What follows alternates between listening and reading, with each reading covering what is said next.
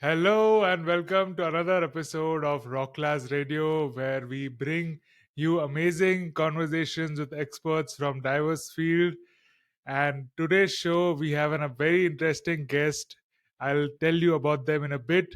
Until then, very thank you, many thanks to you for watching all the episodes. And if you want to support the show, do check out the links in description. You can collect Rocklaz Club token. You can become a patron. There are a few more options that you can check it out there. And throughout the video, whatever things he mentioned, I'll drop the links to that in the description as well. So let's get on to the show. On today's show, we are joined in by Frank. Frank is from St. Petersburg in Florida, not the one in Russia. Uh, he is an investor in crypto and stocks. He was named the who's who of Wall Street in 2011. He helps he helps build startups in the Medtech, that is medical technology, and he loves to travel. He's a father, and I know him as NFT collector, an amazing host at an amazing space called House of Tony, where he collects amazing NFTs, and he has some very colorful works in his collection. So, Frank, great to have you here. Welcome to the show. How are you? Thank you, Tanmay. I'm well. I'm well. So yes, I'm in the warm St. Petersburg, not the cold St. Petersburg. So I'm in the tropical palm trees, beaches, all that stuff. So yes, you got it right. Quite hot. Okay, so as you keep traveling, I don't think you are from a particular place because you always travel, right? I do. I do. I actually really just started back traveling more again this year after the pandemic and all of that stuff, and kind of, in person meetings and things like that kind of got shut down for a while. So this year really got to start traveling again and do some of the stuff that I love doing. Love being in different places, different countries, different cities. It doesn't matter. Just love experiencing all kinds of different places.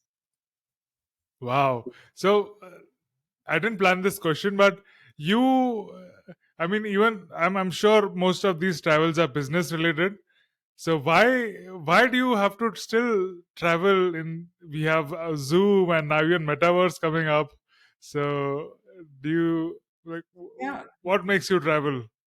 It's so it is. It's business and I mix business and pleasure. We'll put it that way. So I always, it might be primary purpose might be a business trip. I always want to try and take in some of the culture and things like that wherever I'm at. I lean still toward doing a lot of in person stuff. There's just something about sitting across the table from someone. There's something about being in the same area as someone. And again, I love to see different areas around the world, all of that. And you don't get that. You definitely don't get that on Zoom, and you don't quite get that yet in the metaverse. So hopefully one day we'll get there to where we can experience the whole culture of a place and feel like we're sitting across the table from someone in the metaverse. But right now, still requires jumping on an airplane and flying somewhere most of the time. So you're a pro now to deal with jet lags. That's right. That's Uh, right. all right. So going back to and knowing about your journey and your background, because everybody knows you as an NFT collector. Let us know about your background and how did you get started in the world of finance and technology? Yeah, so the NFT collector that everybody knows me as is probably the smallest, most recent, part of my career and what I've done, what I do, and things like that. But obviously, it's the one that everybody knows my personality from and things like that, which is great. I love that because it's something I really enjoy doing. So really, I guess, if I had to say one thing that drove my life, my career, my passions and stuff from a very early start in life was I began investing more than 25 years ago. So I was actually 15 years old. I'm going to give away close to what my age is by saying that stuff, Frank, can you hear me? but I began investing when I was 15 and just really fell Hello. in love with learning about companies and organizations and seeing how I could take part of that by investing in their stock, things like that. So that really kind of launched into everything that I have done since then. And I would say I began investing, of course, in public companies, things like that. I started writing because I was so interested in it, started writing for many different finance websites, which is actually how I got named the Who's Who of Wall Street in 2011. Um, I think, All right, Frank. Going asking my question again. We all know you as an NFT collector, but what is your background and how did you get started into tech and finance? yeah, yeah. So good question. Yeah, it's everybody knows me as the NFT collector, but that's a very small portion of what I do. So yes, I guess everything probably started. What drove my career, personal life, everything. I would say very early on, really when I was 15 years old. I started investing. I started investing with my parents' money, with any money I could get my hands on. I would yeah, at that time I had to actually mail a check to the company to buy stock in the company. So it was that's how low tech it was in the very beginning. But so I started doing that. I still remember the first stock that I bought was Exxon Mobil. It was just Exxon at the time, and so I still remember that to this day. So that really, I think, I was so interested in learning about companies and researching companies and how they worked, how they operated, the governance, just everything about them. I was probably the only teenager that would read 10Ks, a company's annual report in the US that they file with the SEC. I would read those. And so most people would think that that's crazy, boring stuff. But I found myself fascinated with them. And then, it just kind of built from there. I kept investing, did a lot working, making money, but every bit that I could make, I would just try to invest as much as I could. And that really drove me. So I'll say, first of all, because of my interest in investing, I started writing for several finance websites, financial websites, things like that, and that's how I got named the Who's Who of Wall Street in 2011. And I know on my Twitter I joke that I'm the Who's Who of Wall Street that nobody knows. So because if you see my name on Wall Street, nobody's going to know that. So but truly was named a Who's Who of Wall Street in 2011 for some of my writings. And then from there really started. It grew into investing in startups, getting involved with startups, seeing how I could help startups along the way. So I specialize in medtech startups right now. And really that getting involved with those companies, taking ownership positions in those companies. I typically go in and I run healthcare economics for medtech startups is essentially what I do now, day to day. I also began investing in crypto kind of separately back in 2017. A friend of mine kind of turned me on to it. Coming from a more traditional finance background, when Bitcoin was launched, unfortunately, I was one of those who thought it was a joke. I just couldn't imagine, couldn't imagine buying something that was not any kind of a productive asset, that didn't make money on its own, that didn't, all of the arguments that traditional finance has used against crypto along the way. I really bought into that up until about 2017, when a friend of mine really explained what Bitcoin was, what it meant. And he sent me some videos. I don't even remember what they were now. Sent me some videos on it, but really changing the way it changed in my mind the way that I look at currency, transfer of value, all of that stuff. And I'm not one of those. I'm not a Bitcoin maxi. I don't. I'm not one of those that thinks Bitcoin is the solution to all payment issues, all cross border transactions, things like that. But I do think in general, crypto may. Let's keep going. You're saying that you didn't believe in Bitcoin as for cross-border transactions and all that. And that's where I heard you. The Yeah, so so I'm a big Bitcoin believer. Don't get me wrong. Saying that I don't think Bitcoin's the only. I'm not a Bitcoin maxi, where I think that Bitcoin is the only solution out there. I do think that crypto in general solves a lot of those problems with payments, cross-border transactions, things like that. I love Bitcoin. Again, I think it's great for and actually, I always recommend people who start out in crypto to buy Bitcoin first. Start understanding what Bitcoin is, which is what I did. And then then you kind of expand from there. If you're interested in it, you want to learn about everything. So I think that it does solve many, many, many problems with global payments, cross-border transactions, contracts. I mean, just ownership, proof of ownership, crypto in general, the blockchain, all of that solves a lot of those issues and speeds up a lot of things that used to take days, weeks, months can now be done in seconds with crypto.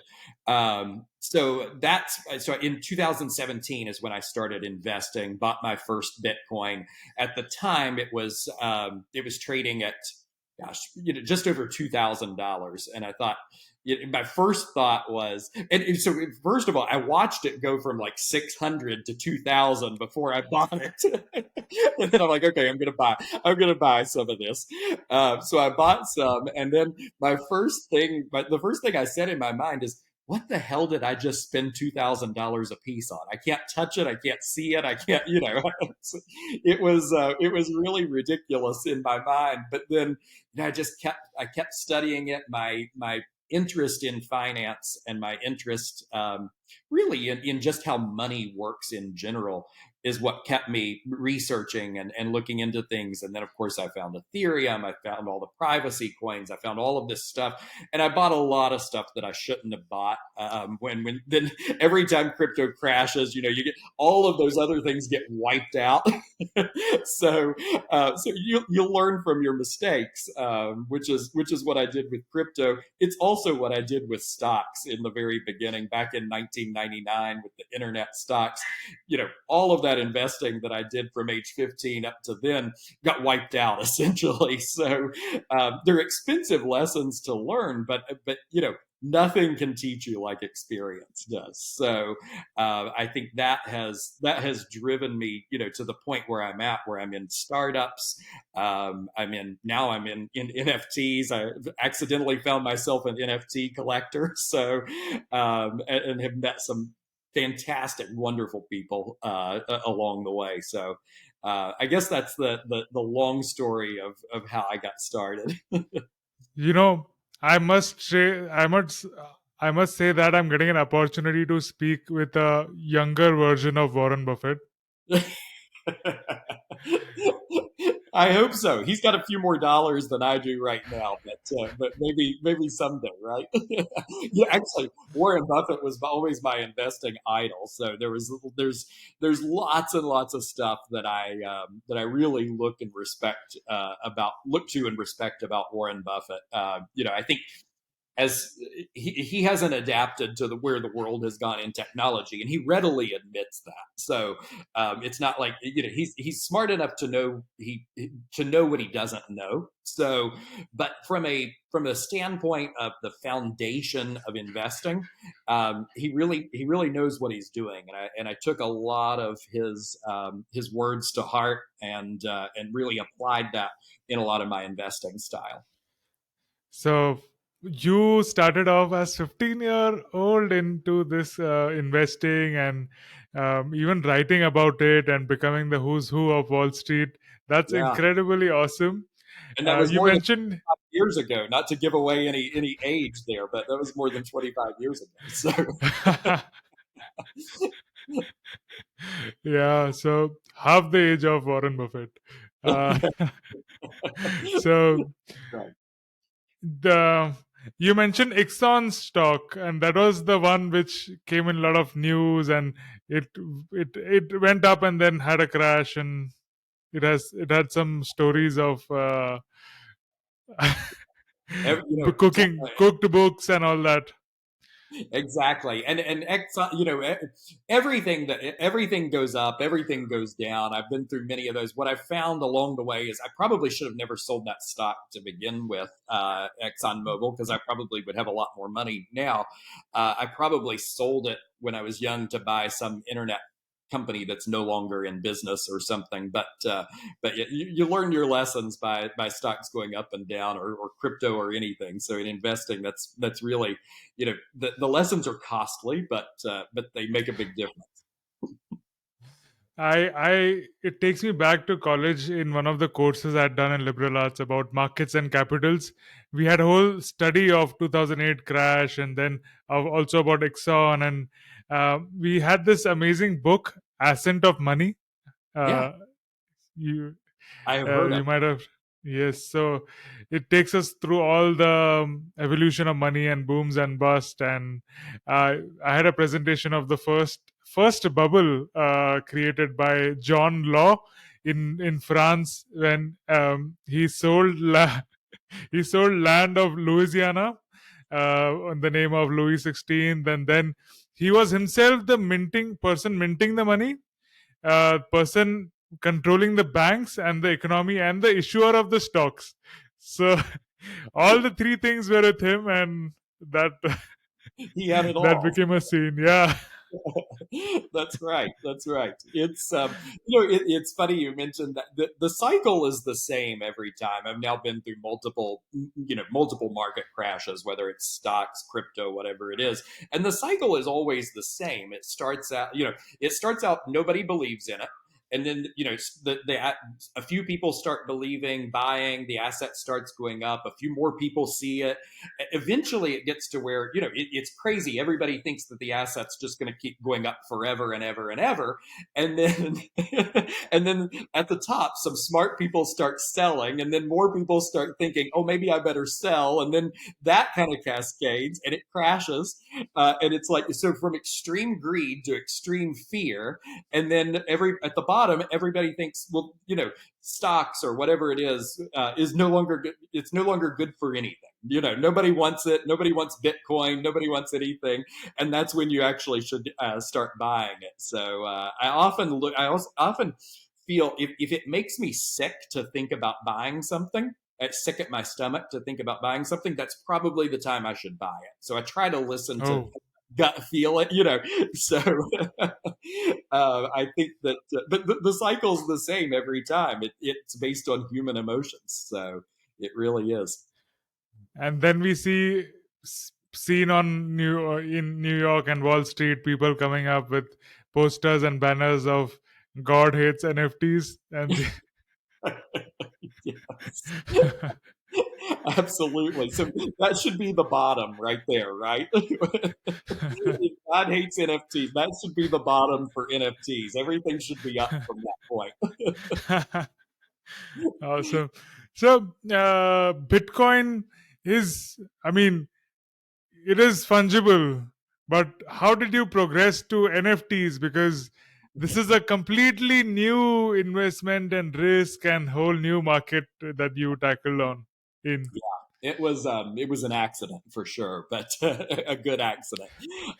So again, my investing in crypto and love for crypto and stuff after 2017, it never stopped. I mean, even when the crypto market crashed in 2018, I was still researching, buying, whatever I could, whatever I found in crypto. Ethereum always held, I always really liked the idea of Ethereum, but executable smart contracts where a person's not involved, It could be real estate transactions, whatever it is. That always fascinated me. So I started thinking about what NFTs could represent and tokenizing assets and things like that. Obviously, that's a far distance from the NFT art that I buy a lot of as well. But it did get me researching what NFTs are, and that basis of learning about an NFT. I bought my first. It just started. It started looking at what people are selling. I saw some real estate NFTs and things like that in other parts of the world that I'd never been to, that I wasn't going to buy because I didn't know. I had no idea where this place even was. But they're selling apartments there based on you buy the NFT and you have an ownership stake in the apartment or whatever. But it was interesting because I think that's an interesting concept. So, but I started finding even like collectibles and things like that were NFTs. Where it was sports, and then I started looking at the projects, the big, board apes, all of these things that you're buying into a community by buying the NFT. I think the pixel art probably doesn't have any value, but the community has a lot of value. So you're buying into that. So I started buying about a few little sports collectibles NFTs just to really practice and see how I could, I didn't even know how to buy one at first, so I needed to test it out, and then I started buying into a few. At this point, there's no meaning in saying sorry. Also, so I feel like this is yeah. one of my Zoom meetings, one of my companies, like a board meeting or something. It's always the internet's going out or something, something technological going wrong. So That's why you prefer to travel. that's right. Yes, that's one more reason for in-person meetings. Uh, Okay. Thank you for being so considerate. Um, fine, all it's right. fine. So you you started buying into sports NFTs. Which was the first and ever NFT that you bought? I bought a Tom Brady collectible card. Tom And Brady had joined the Tampa Bay Buccaneers football team, and I live in Tampa Bay, so I bought a Tom Brady NFT. So I still have it. I still have it. and It's worth less than what I paid for it, but it's still ah, so as Donald Trump is also in Florida these days, did you buy a Donald Trump NFT? Did I buy a what? Donald Trump NFT? No, I did not. No, I did not. But I've seen those. I still wonder about them a little bit, but no. But yes, he does live in Florida now, so that's for sure. It is a great place to live, whether you like Donald Trump or not. It's a great place to live. So And it's also the capital, right? I heard the mayor of Florida speak on many of the podcasts that he wants to make it a place for crypto and uh, center of all these things. So yeah, the it's pretty government. friendly towards It is Web3. very crypto friendly. Yeah, yeah. I would say, there's a few states that kind of are leading the way. Florida, California. I think New York, being the financial center that it is, could lead the way, but they have they're very strict regulatory wise on crypto, or at least more strict than some of the other states. So we are getting a lot of I actually joked the other day because I saw 2 days in a row I saw people driving Lambos, and I joked that Florida is becoming the crypto capital now of the U.S. because all these people are driving Lambos. So, uh, but yeah, it is a very crypto friendly state. I would say Miami, even more so than Tampa Bay, where I live. A lot of things happening in Miami crypto related. So yeah, it's stay tuned because I think Florida is gonna be one of the leaders in the U.S. in crypto for sure, for sure. Let's go. Yes, All but right. back to the NFT. So I didn't finish totally how I got started. So so I bought the sports ones. I bought into a few projects, but along the way I discovered art, one of one digital art that people were selling as NFTs, and I thought, man, I love this. I love to look at art. I've never been an art collector, but I love the beauty of it, right? And now I can just buy it with a click of my, on my computer, and I own this great image that I can use with computer background. I can put it on an LCD screen, whatever it is in my office. And it fascinated me. And I just really fell in love with, at first, the concept, and then, I met a few artists. I started buying some of their works, started getting more involved with the community, the NFT art community, and loved the personalities, the artists behind the art. I met you, Tanmay. I mean, all of this. And it's just, it was so vibrant, and still is, despite the bear market. There's still a lot of vibrancy in the NFT art market. So I just started buying, and I couldn't stop buying the art. I became an art collector, and never dreamed in my life that I would be an art collector. And I buy it. So when I buy NFT art, it's not necessarily for that I think I'm going to, get rich off of it, or, it's going to go up 10x in the next 2 years or whatever it is. I buy it because I love the piece that's behind it. I see the beauty in it. It evokes some emotion or something like that makes me want to buy it. So really got involved with the NFT art community. It's how I met a lot of friends there. We started House of Tony with Tony. Tony started it, and brought me along. I was lucky enough to get brought along with it, which was a blast doing those spaces, and we had so much fun. And yeah, so it just kind of went from there. I recently joined the OG Collective, bought into that DAO, and got on their board of directors now for the DAO. And so I'm so involved with it, I can't stop. So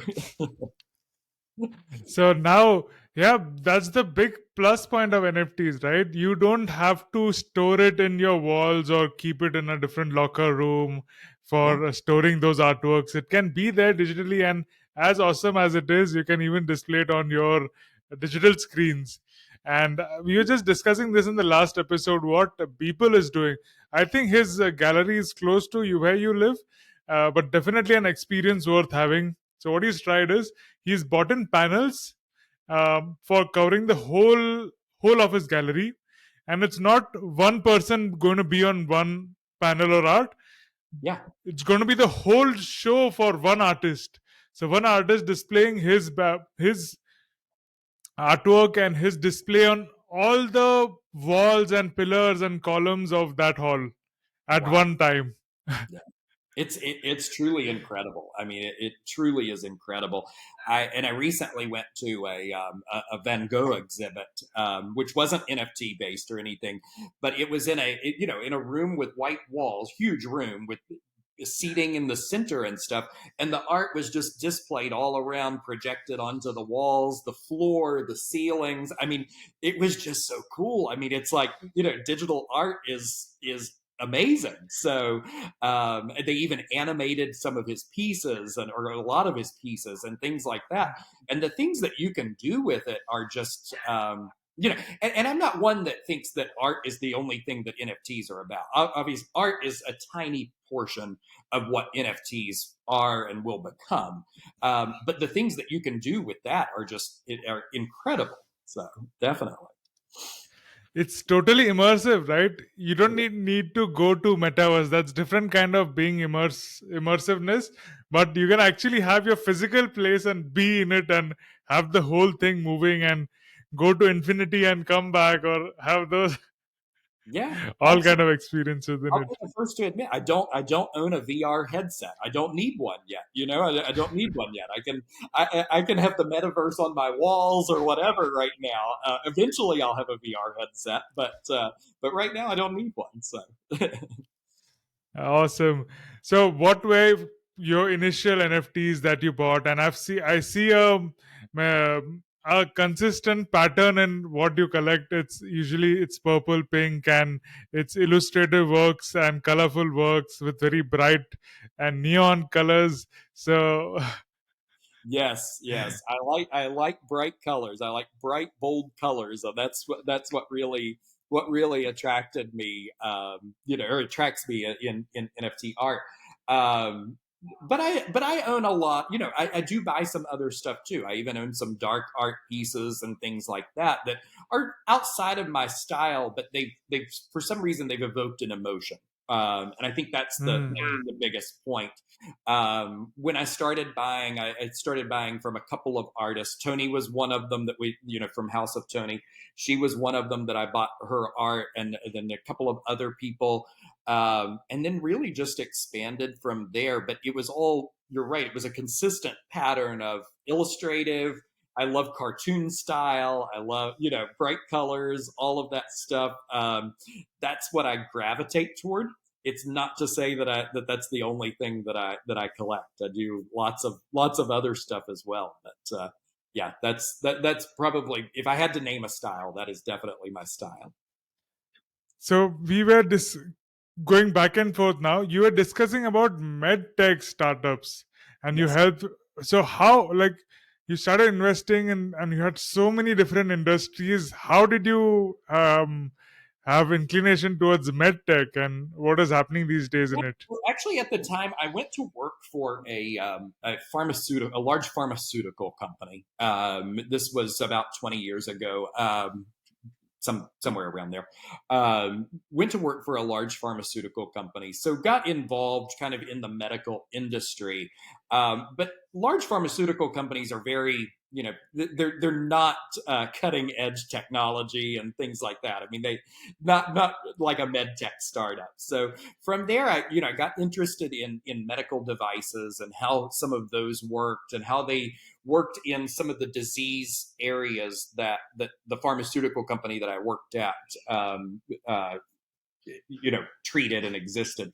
And so I got interested in more cutting edge technology within those disease states, those disease areas.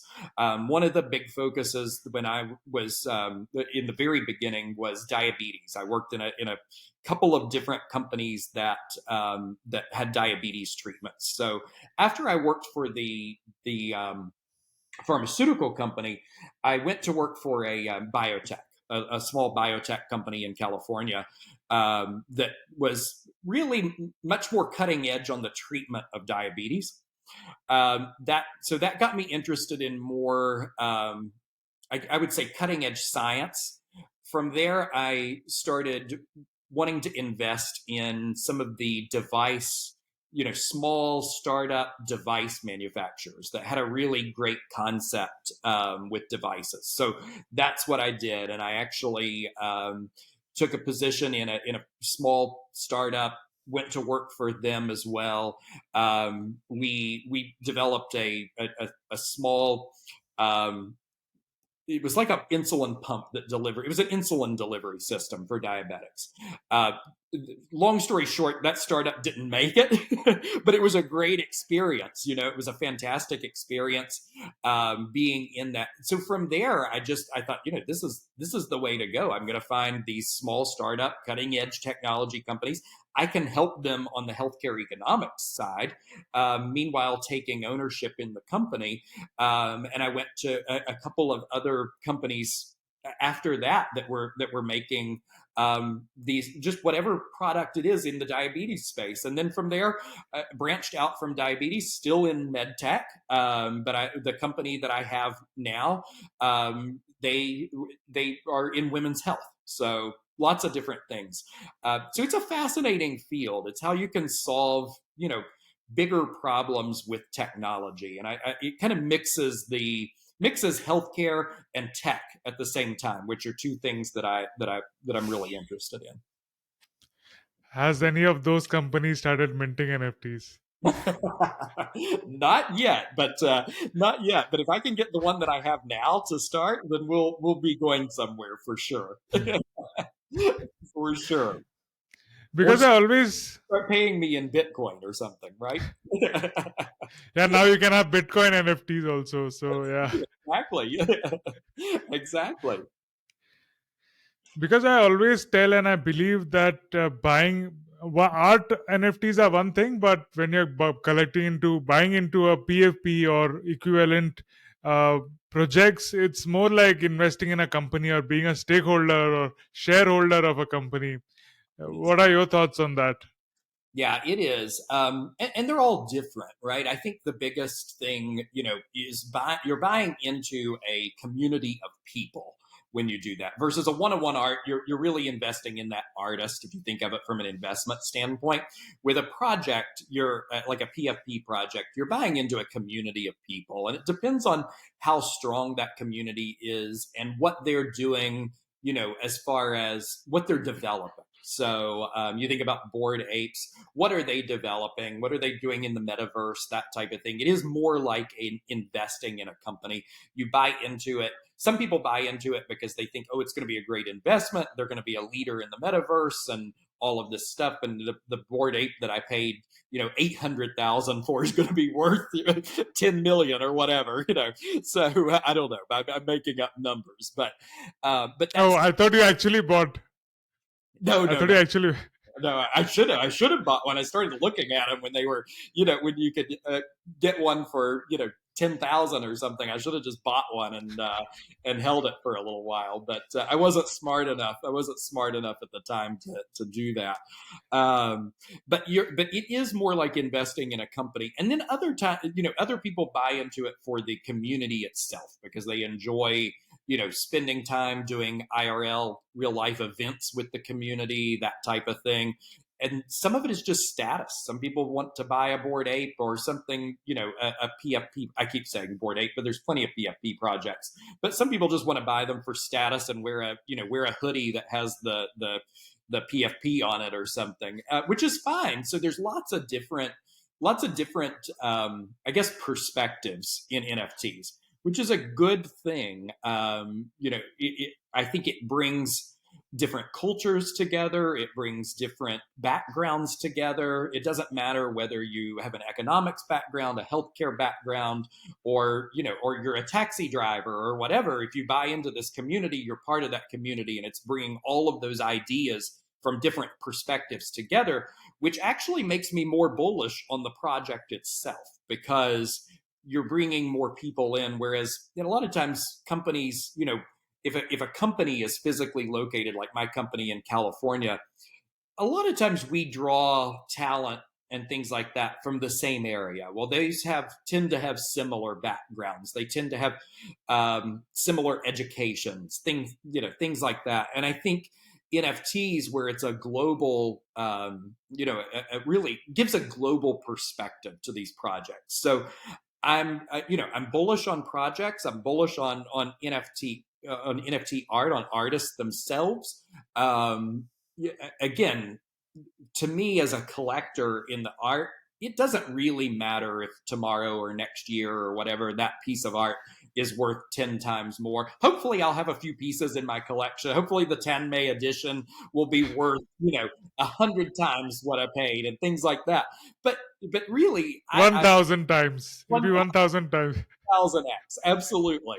But really, to me, I invest in a lot of things. That's not why I invest or why I buy the NFT art. But that's not to say that there's not great investments in NFTs. There certainly is great investments. And you also believe in the underlying technology. So the artist, the community, and the underlying technology. Absolutely, So absolutely. um, rolling back again to medtech, and then I want to talk about value investing. Yeah. So in medtech, India is a very big market for diabetes. Yes. Indians have a lot of sweet tooth, India is a huge, huge market. Yeah. and I think the insulin pen was the biggest invention in that industry, which revolutionized, like, people having to, like, as you said, you're working on inventions like that, right? tech Yes. and tech and uh, Well, solutions I to would say diseases. working on inventions like that, I let the smart people actually work on the inventions. I just do the economics in the background. So I let people smarter than me actually do the inventing themselves. So yeah. So in economics, what aspect, like growing up the business, scaling, what kind of economics do you look into for that startup? Yeah, so healthcare economics is a number of different things, right? So when you think about the healthcare system as a whole, what impact does a particular medication or device have on the financial health of the healthcare system? So that's part of it, is boiling it down and determining, you know, the cost of my device is X, but it saves the healthcare system this much because it prevents whatever, whatever disease or side effects or whatever it is you're treating. So we all know that, one of the big things is in healthcare is, how do you prevent emergency room hospital visits, because they're so expensive for the healthcare system. And so if you have a product that prevents, 20% of people from going to the ER for a certain condition.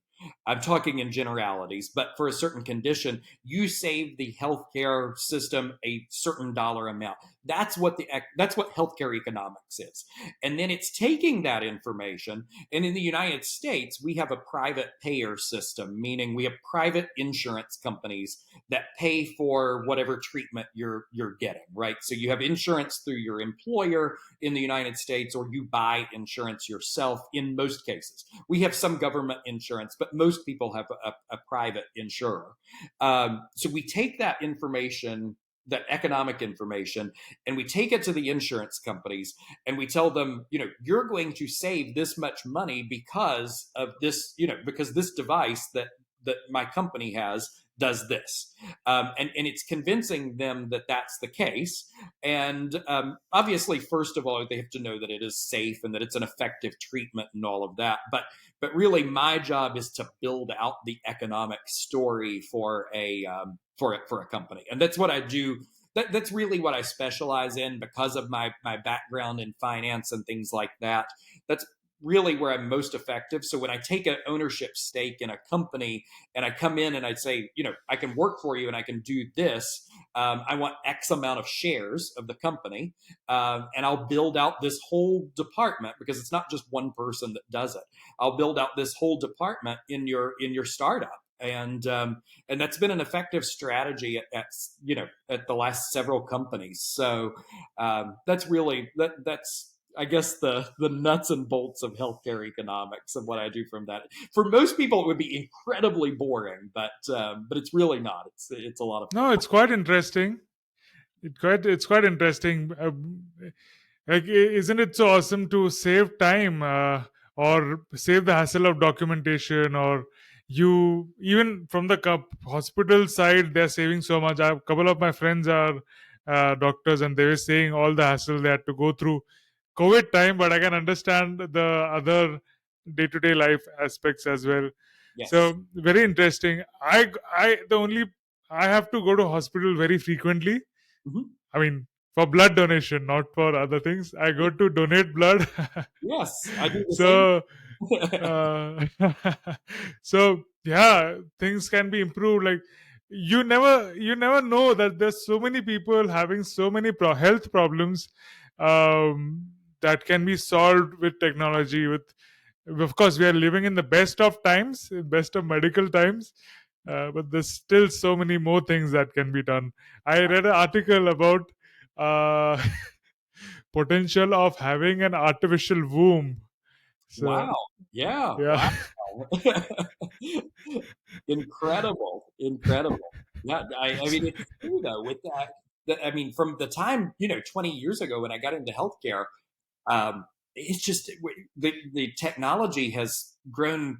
I mean, exponentially. I can't even. We've never even thought of the treatments that we have today. In the medical device industry and things that these startups are working on. I would have never thought that they could exist 20 years ago. So, and it's why I do startups, because that's where the biggest, like, thinkers and aspirational people and people really pushing the limits of what you can do, that's where they are. They're at startups. So they get an idea, they make a concept of it, a small company forms around them, and then you build from there. And so that's why I love that aspect of medicine. So what are some new inventions that you have seen around yourself in tech and medtech? Oh my goodness, If every that's if that's open to share and not patented, I mean patented. I'll talk in generalities. I won't talk about the specific company that I have, but everything is moving to the smartphone. So I think Hmm. some of the most incredible breakthroughs in technology are being able to control your medical device from a smartphone.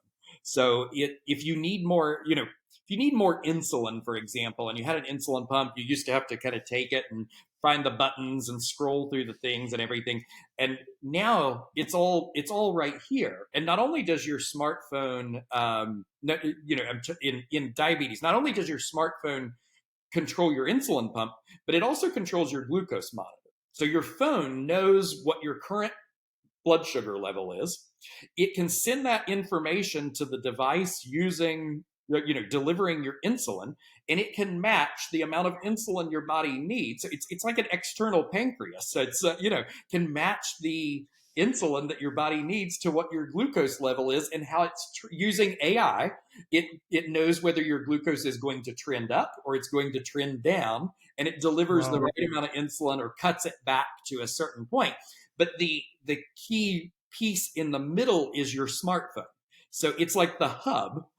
You kind of think of it as a smart home has a hub that controls the lighting, the door locks, the garage door, all of that stuff. But for us and our smartphones, and we can develop so many medical technologies around that just do incredible things. You can actually get an EKG on your iPhone now. I mean, there's a company that's selling a mobile EKG, and you just put your fingers on it, and you used to have to go to the hospital and wait for hours in a waiting room to get an EKG, and now you can do it at home, and the device is like 70 US dollars, and it's just absolutely incredible. But again, that technology, a lot of the medical advances were kicked off by having smartphones, which are just incredible supercomputers that we hold in our hands every day and use for just about everything. So I think that's probably one of the most fascinating parts of medical advancements that I see. Hmm. Wow. So this is really awesome, but that brings me to the thought that mobile has so much information and the security risk with mobile knowing everything about you. But that's a whole new different chapter. And all that information coming on blockchain, oh my god, that'll be some serious security business opportunities here. But Yes. this is a very hi-fi and AI based innovation. I want to tell you one more innovation that happened in India that I got to talk to the founders. It's a defibrillator, that Yeah. electric shocks that you give in your for your heart. Yeah. They created a hang crank version of it, so you can power it by spinning it by hand, Yeah. and it's so portable you can carry it around anywhere, because in remote parts of India or villages or some people where it's difficult to reach on time, Yeah. it can happen. It can even be in ambulance. You don't have to wait for getting to hospital to give that. So Wow. Wow. And I imagine in places that not necessarily in India, but also in places that have limited electricity or something like that, or can't necessarily always have a charged device or something. That would be an incredible technology. So, that's a low tech way, but it's being used in a high tech manner that will save lives in remote areas. It's truly incredible. It really is. awesome. So will we get to see Frank Constantino in Shark Tank? The first part of your question cut out, but did you ask if you'll get to see me in Shark Tank? Yeah. Probably not. I mean, maybe we could do a Twitter space where we're the investors, and we could have people come and pitch their projects live on Twitter, and we could invest in those. So maybe we have an idea, Tom. Maybe we should try that. I mean, it's kind of like House of Tony with buying art and things like that, but we could do our own version of Shark Tank.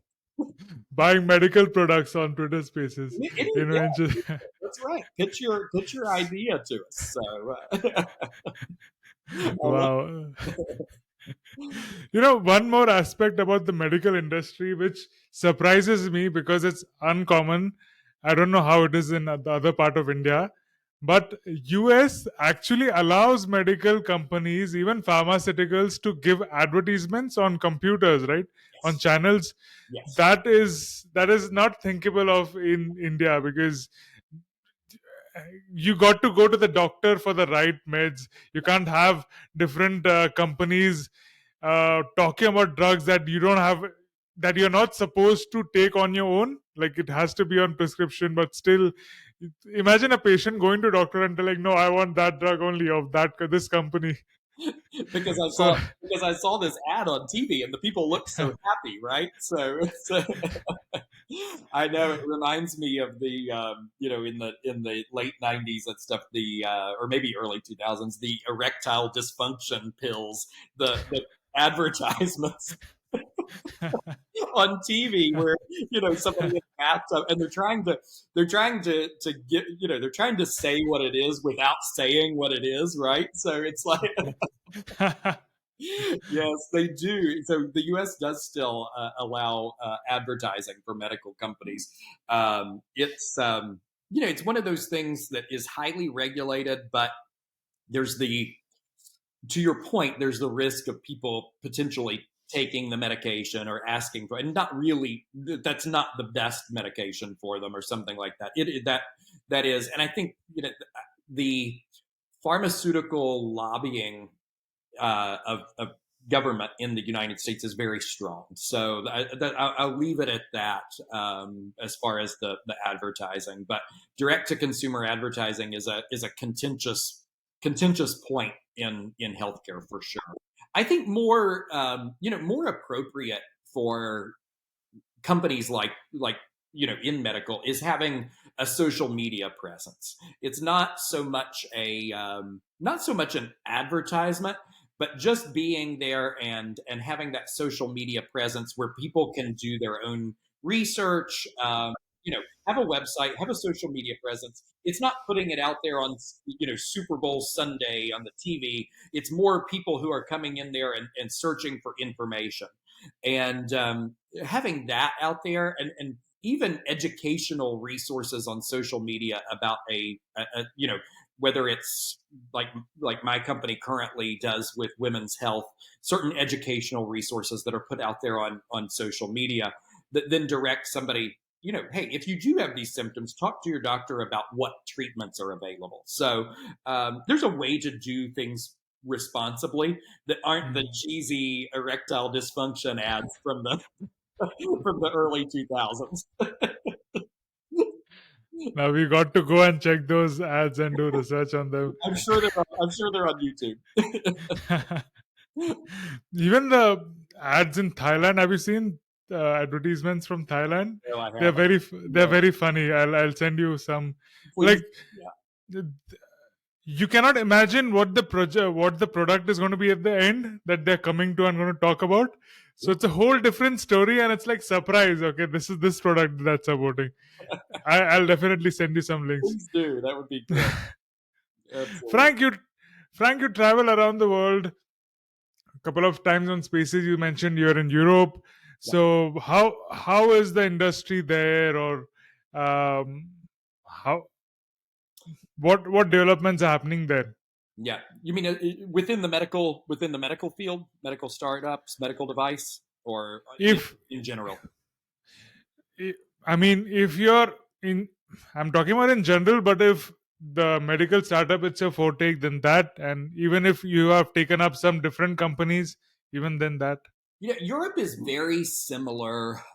Europe is very similar to the United States. There's not a there's not a huge difference. Most of the companies that are developing technology in the United States are also putting that technology out in Europe, and vice versa. So there's European companies that are startups that are developing technologies. United States is one of the first places they want to go as well. So my company, as small as the company that I have is, we're in multiple countries in Europe.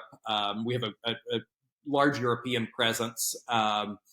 Relative to what we have even in the United States. So I think it's just a very similar market. Now, in economics, it's not necessarily exact. It's not. You have some countries in Europe that have, you know, are almost all government paid for medicine, where they pay for the drugs, they pay for the procedures, things like that. You have countries like Germany that have private payers, but they are sponsored by the government, and the economics in every country is different in Europe. That's where the differences come in medicine, is and actually anything really, because Europe is so many different countries put together with their own ideas, their own beliefs, their own governments, all of that. You kind of have 15 or 20 different regulatory bodies and things like that you have to work with, that can be a little more complex than doing business in the United States. In the United States, we have each state has its own set of laws and governance and stuff, but a lot of things are governed from the federal level. In Europe, it's a mixed picture. Just because you do well in France doesn't mean you're going to do well in the Netherlands. So it's just because everything is different. I would say that's the biggest difference in Europe and than the States. But overall, they're very, very similar beliefs and ideas, very similar backgrounds, even educational backgrounds. So culturally, we're very similar to Europe. I think that getting outside of the US and Europe and bringing in some ideas from other parts of the world, India, for example, or China, or even Latin America now, bringing in those perspectives brings a lot of value, because the Europe and because Europe and US are so similar. Yeah. So you lead the. um, Do you strategize and help them reaching newer markets and setting up deals? Is that also what you do? I'm involved with that. I'm not the only person, but I'm involved in those. Yes, yes. So I get a good picture of what each market is like, and again, it's just more complex when you go into Europe, and not Hmm. living in Europe. I do travel there. I've been to many countries in Europe and spent time, but you know, it's for a company in the United States, it's very important to find people who are on the ground there that can advise and help build. Um, you know, because again, you're just going through so many different sets of laws and regulations. India is the size of Europe and as diverse as it, because you have states which speak different language. So, have you ever come to India or had any business in India? I have not yet. I have not yet. It's an incredible place, and I really want to. I do. And yes, I would absolutely love to come to India. So uh, just invite me, Tanmay, and we'll go. What city are you in India? I am in Pune. Okay. It's in the western region. It's near Mumbai. Okay. Mumbai is, yeah. Yeah. Yeah. Mumbai. Yes. Sorry. Sorry. I said Mumbai, I know, but I've never been there, but I know where it is. So yeah, so you're near there. Well, just Yeah. invite me. I'd love to come and and spend time with you out there. I'm inviting you right now. So please All right. be our guest. And yeah, Yeah. I'll try to get some interesting medtech startups and other people in the medical hospitality industry for you. And Yeah, yeah. it's interesting because some of the conferences that I go to in the United States have such a presence of Indian doctors that come to these conferences, and they come and they learn about the new technology and things that are starting here. I'm sure comparing it to the new technology that's starting in India, India is very technologically advanced, so it has a lot of startups as well. But it's interesting, as a percentage of the people that come to these conferences in medicine, um, and medical technology, India has a very large presence of people and physicians that come to those conferences. So I think there's a lot of idea sharing between companies here in the US and companies in India, which is really, really good. It says a lot of good things for our future. Indians, in a way, you might be knowing about ISRO, we were able to send the satellite to Mars in the most effective and least cost. So Yeah, Indians somehow are able to do that for all kind of things. So medicine and medical treatment is also very, very reasonable and affordable in India. yes, So equivalent type of treatment compared to here and US, there'll be a difference of 10x, at least 10x and more with that. So I know NRIs who come back from US, they are ready to pay for the flight and travel all these 15, 20 hours and come here for that, just for that treatment. yeah, So yeah, yeah, foreign listeners, you can definitely check that out and come here. yeah. So you can Go ahead. maybe, if you have some problem that needs to have be reduced in cost wise, or some, I mean, you can have some people from or some association in India that helps you do Yeah. that. Absolutely. I will say that one of the biggest, it's probably the biggest challenge for healthcare in the United States and Europe is affordability.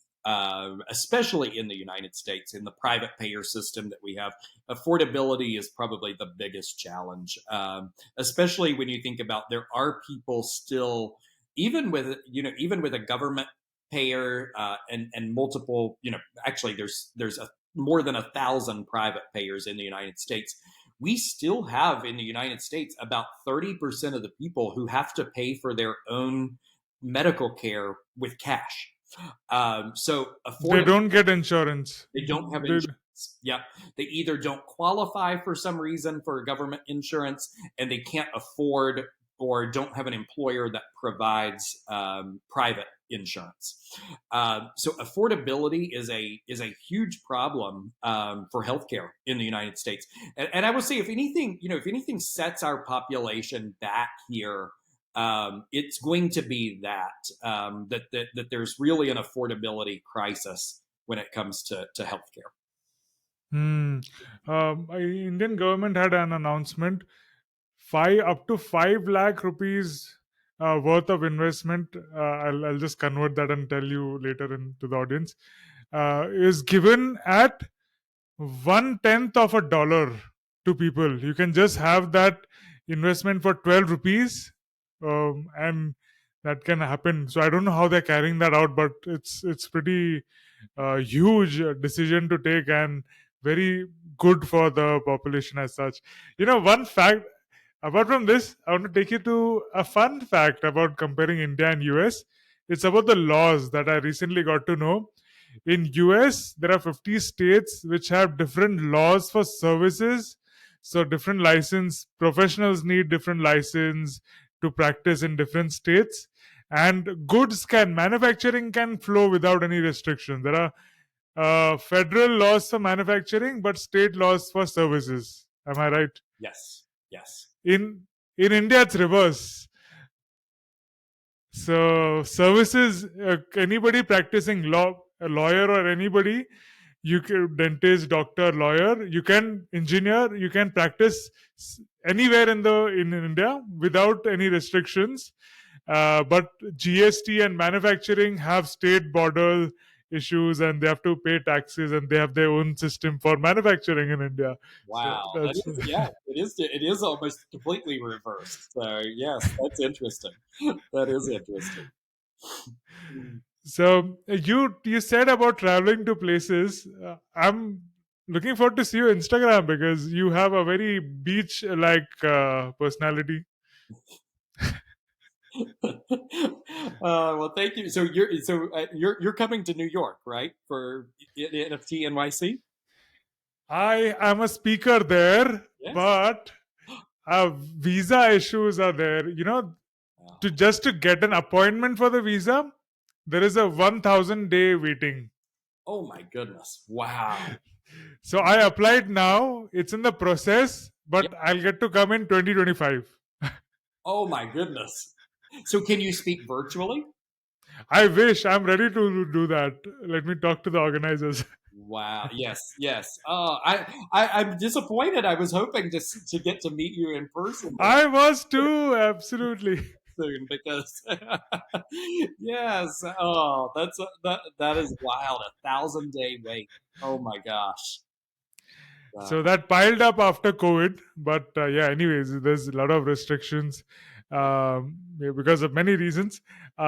It's more because of like Europe and US. They want to limit people coming and migrating and settling in US. Yeah. So they do more thorough visa checks. Unlike Germany or any other place where you can just go anywhere, you don't even need visa for those places. I know. So yeah. It's really a shame. I hate to limit the. I know why they do it, but I hate to limit the talent and the ideas pouring into the country. It's why when I hear things about wanting stricter immigration laws and things like that, yeah, I just cringe because we're limiting what we're going to be able to do in the future. Hmm. So what were you saying when you're coming to New York? Can you complete that sentence? I want to know what I'm missing out. I'll send you videos of everything, Tanmay. Times Square, all of that stuff. Your NFTs, I know they'll be displayed in New York. So it's gonna be a blast. It's just I don't have I'm not speaking, I'm not doing anything, I'm just coming to enjoy the event, that see the different people that are there, the art, all of that stuff. So it's going to be a lot of fun, but we will certainly miss you being there. But I'll be recording videos. We'll have to do this again, these interviews after NFT NYC, so we can talk. Absolutely. Yeah, exactly. We would love to do that. And you know what? The it's exact NFT you purchased, I've submitted that because that's a way of giving back to the collectors. I said, even if it's sold out and collected by so many, let me just That's submit this and let that be that. on the in New York. That is awesome. It really is, and I love what you did with that. I don't mean to turn the interview on you, Tanmay, but I love what you did with that NFT because originally that was a one-of-one piece that you created, right? And then you decided to make it into editions so that people could afford it. More people could buy your art and collect from you because you're an incredibly talented person, and I think I, I say this to a lot of artists. It really helps when you can almost at least have a few pieces that are additions that multiple people can buy. Really helps the community, I think, and it's a way of giving back to the community.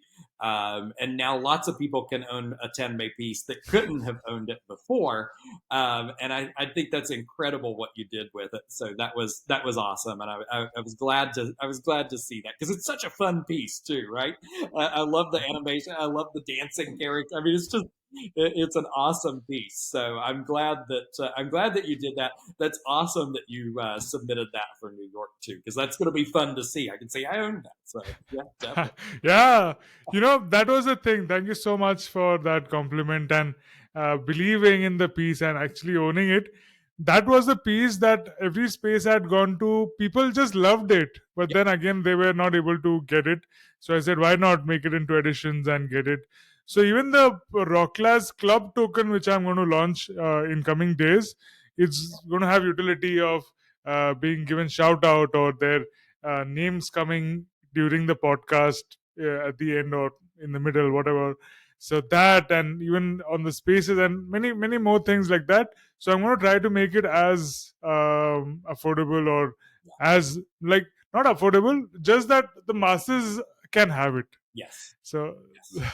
that's like And that. honestly, Tanmay, I think, the bear market has got a lot of people down, whether it's NFTs, crypto, stocks, even. I mean, the bear market, the mood is the a lot of people just every bear market the mood's not good, right, in a lot of cases. So I love that that we can make pieces affordable and give back to the community, create some excitement, and things like that, just to during this time that's hard. It's a hard time for the artists. It's a hard time even for a lot of the the collectors. So I think the more things we can do to have affordable fun for everybody is really cool. I recently created my own NFT. I had Oh wow. Sure.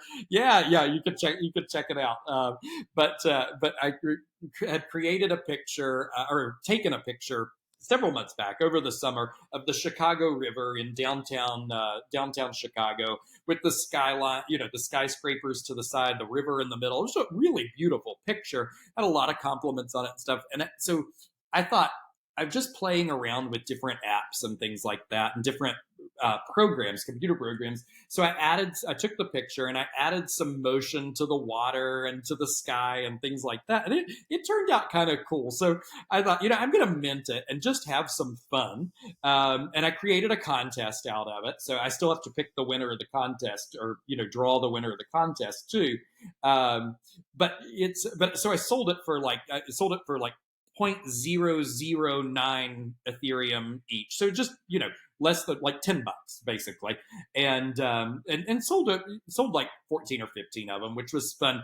But take that money, buy somebody else's art with it, to give back to the community, have the drawing to have fun, give away one of my NFTs from my collection. I've got a lot of NFTs, so I'm going to give away as a prize for that. So it was a fun thing to do. The minting's closed, so it's not an advertisement for it, but um, but I want to create some engagement and fun in the community right now during a hard time. So, and I think you're doing a lot of the same things there, Tanmay.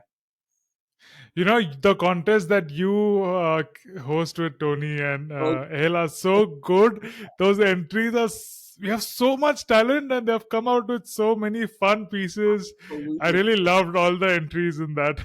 It was absolutely incredible. So we talk about that. I mean, we launched that contest.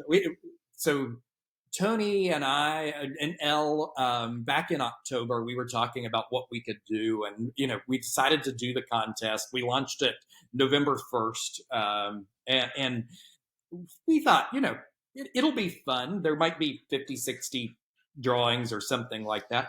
It was unbelievable. I mean, it was more than 150 submissions, and incredible art that you could tell people spent hours and hours and hours on. And it was just to go through each of those pieces one by one and look at, I mean, it was inspiring for us, that people thought so highly, to put so much time and effort and things like that, but also enjoyed us so much and enjoyed our spaces so much. It was a lot of fun, but it was incredibly hard to pick winners for that contest. I will say we had to narrow it down to like the top 20, then the top 10, and then the top three.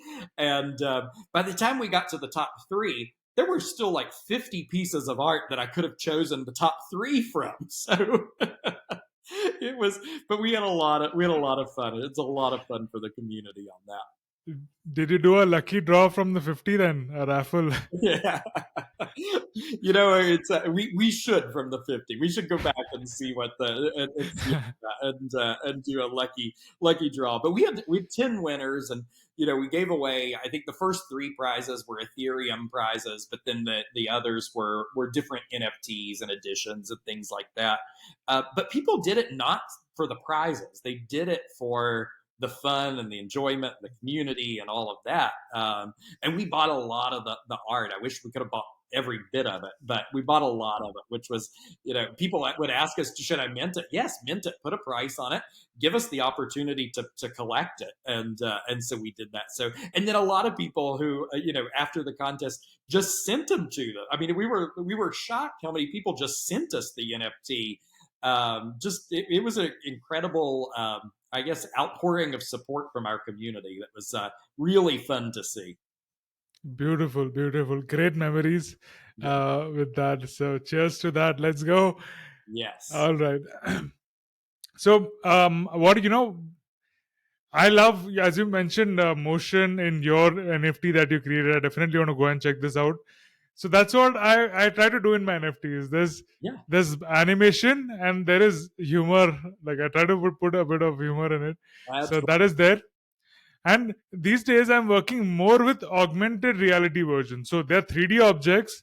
You can spin them around, and you can even use them as a filter or something in your phone and have them. So I celebrated 1 year, 52 spaces of hosting every week, spaces every week for the community. And to all those who attended that anniversary space, I gave out this particular token, which was 3D and which was animated. So I airdropped to them. So that's what is Wow. coming. I'm trying to the Rocklaz Club token also. I'm trying to make it in that way. So yeah, just stay tuned and watch how it is going to be. Yes, that is incredible. You're doing great stuff. Great things. So talking about investment again, have you ever thought that a share certificate would be so creative and awesome to look at that actually people would put it in their walls and see them? And NFTs are doing that, right? Absolutely, absolutely, yeah, they are. And actually, you bring up even a broader point too about investing, and I think we're kind of going back to the previous conversation. But blockchain technology can even change how we invest in stocks and things like that, and how we record that. Right now, it's very antiquated the way that investment houses that hold your shares and all of this stuff. Why not just record that stuff on the blockchain, and then you have an Exactly. immutable record of every shareholder of a company? So there's just so much with technology. And then that you can get your share certificate in an NFT. That would be really cool. Have a Tanmay spinning object in it. And I think it's awesome. I think it's a great idea. Yeah, So once we have thought it, it's not too far in future. Like maybe in a year, 2 year, 5 year down the line, that is a possibility that we'll see. absolutely. We had a whole episode on blockchain. You can rewind, you can see in the list where we had one person from US and one from India, and we are exploring what all possibilities we can have with blockchain. We talked about voting on blockchain, health records, medical records on blockchain, and of course, share certificates and all that. So, what is possible? How much longer it is going to take? So, definitely watch that episode. It's really limitless what is possible. I think with blockchain technology, and even with NFTs. Back to getting back to NFTs, and I know I talked a little bit about real estate and things like that, but you could really there's so much you could do for like ownership of physical assets that are sold with an NFT. We're already doing it on small levels, but what if we did it for the next skyscraper project in New York or something like that, where the investors in the project to invest in it bought the NFT, had that as their proof of ownership. Could be written into the smart contract what they get from that, all of that stuff. I think it's just it's really incredible where we're going to be 10 years from now looking back. And I think blockchain will change everything. NFTs, crypto, all of this kind of changes our technological path. It's like the internet all over again. I know it's referred to Web3 and all of that, but it truly is. And seeing, I was around to see the internet develop. I was around when you had the dial up and plug it into the phone. I don't want to date myself too much, but and you heard all the screeching noises that sounded like a fax machine. But so I was around to see how the internet really changed the world. And I think we're going through that again, or the next iteration of that, with blockchain technology in general. That's cryptos, NFT, that's everything included. That's very interesting. Web3. and the revolution of ownership and decentralized ownership, permissionless ownership.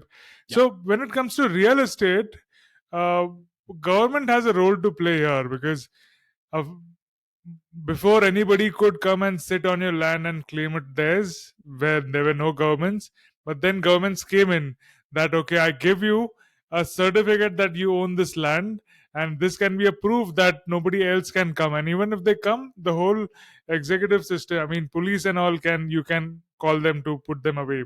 yeah, So we have mutual consensus when it comes to NFTs. Nobody can pull it from you or claim to that, or the whole community brings them down if there's some scam or somebody's doing some wrong thing. But when it comes to real estate, the government has to do that, right? Because the police is the main factor in that. So uh, police, they will have to come to execute it, even if there's a certificate that shows which who's the owner. yeah, yeah. Absolutely, you do still you have to have that involvement, and that's going to be it's going to be interesting what how it's regulated. I know we're still trying to develop all of that stuff, and to say I'm not, I wouldn't say that I'm anti-regulation. In some aspects for crypto. But I do think that in crypto, it's a little bit different than even in investing in stocks. The market does, to your point, really take down bad actors very fast. So we saw that, we saw that with no, I can't even with Terra, earlier in the year and things like that. It's just really, yeah, it's amazing how that happens. But there's going to always be aspects of government regulation. The government is not going to give up control of the Hmm. financial system easily. I can tell you that. So for sure. Yeah, we can just keep imagining the possibilities, and we are lucky to be joining in this, in the, like as you say, when the stock goes, like we are in the initial curve where it's going to get expanded further. My question was, as you are our younger Warren Buffett, what is your strategy on value investing, or how do you find value in things? Because that is a parameter for me also when I'm doing anything, like when I'm hosting spaces or doing any art, or this, there's always this thought in back of my head, in what ways can I add more value to the person deriving that value from them? So, what more benefit I can do or give from spaces, or even from this podcast? What more can be done? So that is value for me. Uh, in what is value for you, and how do you find and invest in value? So first and foremost, Warren Buffett is a probably the best known value investor and most successful value investor of all time, I would say. But when you study the companies that he has bought, purchased, and invested in, and things like that, they don't always ring out as a traditional value company. They're not what the market would currently say is cheap or something like that, or value. The product or service is probably the most important aspect. And everybody would say, yes, that's true. Oh, yeah, they have to have a great product. But we really invest in a lot of things that don't have great products. And so you have to find the companies that are really doing something different or solving a problem or something like that. Now, then it becomes, am I going to pay too much for this company? Because, if you're at the height of a bull market and everybody's pouring money in, and, interest rates are super low, people can just borrow money and invest in things, you're probably going to be paying too high of a price for for that company or product. Um, but at the center of it still, though, is that product or service has to be what solves a problem, or it's the critical piece. Then you determine whether you're paying too much or whether you're not.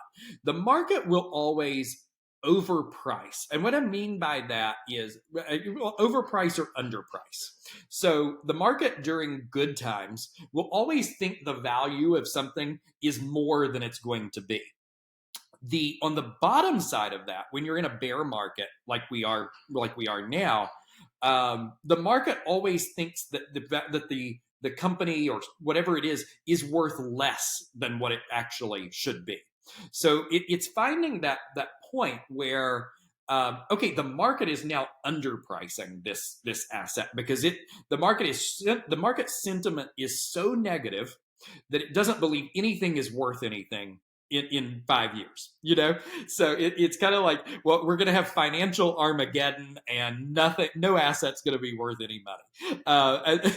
And we all know that sounds ridiculous, but it happens every time. So finding the companies that have the products or service that solve a big problem, or they're the only ones doing something, or for whatever reason they have some huge advantage, and then waiting. The hardest part then is waiting to see when that asset is undervalued, because when I see something that I love, that I fall in love with, I want to buy it right away. And I even allow myself to buy in bulk in a knowing that an asset is overvalued at the time. It doesn't mean that I won't actually take a small position. I'll just take a very small position so that I can be involved with that company, get the feel of it. There's just nothing like owning a little bit of a company. So I allow myself that little bit. But then I wait, because in a lot of cases I know that the price might fall. But now today we're at a place where things are really starting to get undervalued, and market sentiment on assets in general, whether it's stocks, crypto, whatever it is, market sentiment is pretty low. So I would, in my investing mindset, now is the time that I'm accumulating and investing in those companies that are doing something different, that are have a technological advantage, or whatever it is that I've identified. So that's kind of a long answer for what you asked, but the key there is that is what they're doing. So I look at that first. So see the market sentiment, and you can decide according to that. Also seeing what the problem or the company is solving. So I'll give you an example, and you may like it or not. I don't know if in India about, and I hate to I'm not giving a stock pick, so I'm not giving financial advice, but I'm going to give you an example of something that I We That's the most used term. Okay, not giving financial advice. So we in NFTs know that very well. know, Yeah. I know it's an overused phrase, but I'm not telling anybody to buy this stock. But I'm going to give you an example of what I mean. So, I don't know if India has sports betting or not. Do you all have sports betting in India where you bet on things? No, Okay, so no, India. not legally. Okay, Not legally. Yeah. yeah, well, yeah, exactly. So the U.S. didn't have it legally for a long time, um, but so in the U.S. a lot of states. So several years back, the federal government said, okay, it's legal from a federal level for sports betting. It's up to the states to determine whether they want to allow that or not. So state by state, the states are legalizing sports betting. There's a company called DraftKings. I don't know if you've ever heard of them, but they're the biggest online sports betting. But they also sell NFTs. By the way, it's where I bought the Tom Brady NFT. But their big thing is sports betting, and it's the one that everybody wants to use. When sports betting becomes legal in their state, it's the one that everybody wants to use. So I started investing in DraftKings about a year and a half ago, just a little bit, because it was very, very high. It was like I can't remember what it was. The stock has fallen 80-90% since I bought that tiny piece. So now I'm buying a lot of it because nobody stopped betting on sports, right? Nobody stopped betting on, they didn't stop spending their money with DraftKings, who's the best at what they do in sports betting. But the market thinks that nobody's ever going to bet on a sports game again, the way that it is. So now's the time that you accumulate that. And then when that company reported their numbers a couple of weeks ago, it was a whole lot better than what the market thought it was going to be. So the stock went up 25% in a day or something like that. But that's how the market undervalues things when sentiment gets so bad. So you can see that. And I can see that in technology companies like the one I was saying. I can see that in a lot of technology companies right now. The market has gotten too pessimistic on those. Awesome. So, one question, and then we'll go to the rapid fire round, or there's a set of questions that we compile later on and have different people's view on the same questions. Okay. So, Okay. So um, the final question before that was, what articles have you written when you said you started writing at 15, 20? What were the topics that you covered? oh my goodness. So the one that I got in the 2011 Who's Who of Wall Street was an article that I wrote on the financial crisis and what role the government had to play in the financial crisis. So that was the article that actually, I guess, I'd say it put me on the map, but it didn't really put me on the map, so I can't say that. But then I wrote a lot about individual companies, so individual investments that I was making that I liked, things like that. So it was a lot about analyzing individual companies. There were some general market articles and things that I wrote. I wrote for Seeking Alpha. I wrote for Motley Fool. Some of those, I don't know if you're familiar with any of those websites. But they're big in the U.S. Motley Fool is still very big in the U.S. So I wrote for those. Was featured in a couple of one time in the Wall Street Journal, in Barron's, and some things like that. But it was more about individual companies that I was writing about than anything. But the one that got me the award was the one on the financial crisis. Then you became the who's who of Wall Street That nobody knows. on. And that's okay. I don't want to. I don't want to be known on Wall Street. I'm not a Wall Street. I'm not a Wall Street person. I'm not a. It's not my. It's not my style. I'd rather be in the trenches at a startup. Really making increase get providing value, just like you said, providing value in any way that I can. So. Absolutely. And you're definitely the who's who of NFTs.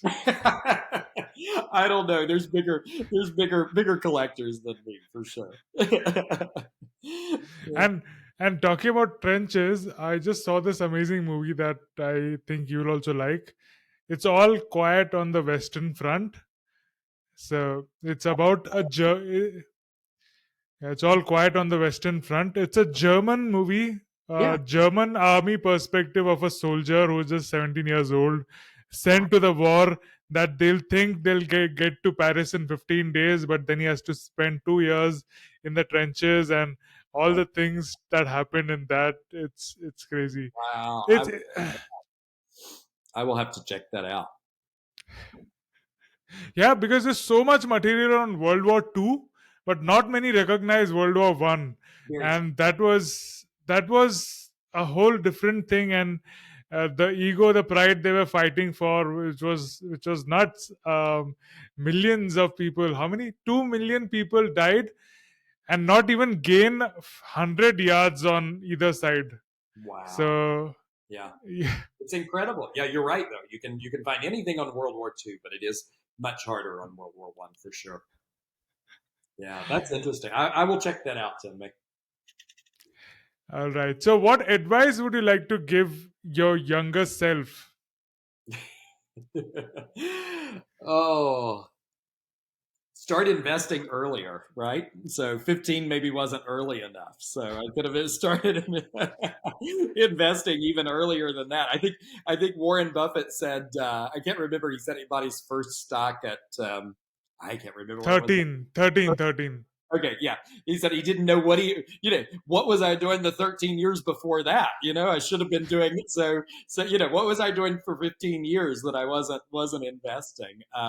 No, I think, in all seriousness, though, you also have to invest in yourself. You have to invest in whether that's formal education, which I do believe in, formal education, but also be constantly learning. And I did to an extent, but I think I would have done more of that. I think I would have learned more things, more, maybe I would have loved to experience the joy that I experienced looking at art NFTs. I would have loved to have been more interested in that as a teenager and looking at art on a wall and a gal. Why didn't I do that? Why? So I, don't limit yourself to just one thing. I did sort of limit myself to finance and economics and investing, which was fine, but I could have been even more of a learner. I think you good. It's good that you didn't go into art that early, because then you would have become very rigid towards NFTs, like many other traditional collectors. That might. And other thing about investing young is, before a certain age, people don't even know how to think, and like they're learning to write and speak and all. So it's not practically possible to earn, uh, like invest earlier. But there's one thing that can be done, which I have been practicing lately, is um, to my niece and nephews, I on their birthdays I give them a share certificate or a certificate of ownership of some cryptocurrencies. Yes. So then I'm like, I write it on them. You can redeem it from me whenever you get 18, or whenever you're mature enough to handle it yourself, whichever is early. Like, So absolutely. I saw a really cool thing. I know we're going to move on, but I saw a really cool thing in a store the other day. You know how everybody likes to get a gift card or whatever for their birthday or for Christmas or whatever, a gift card. They're selling gift cards for stocks. It's got the stock's name on it, like Apple or Google or whatever it is. Or you can buy a general one where you pick the stock, but it's just a gift card like it is. And then when you go to the website, scratch the pin off, you open your account.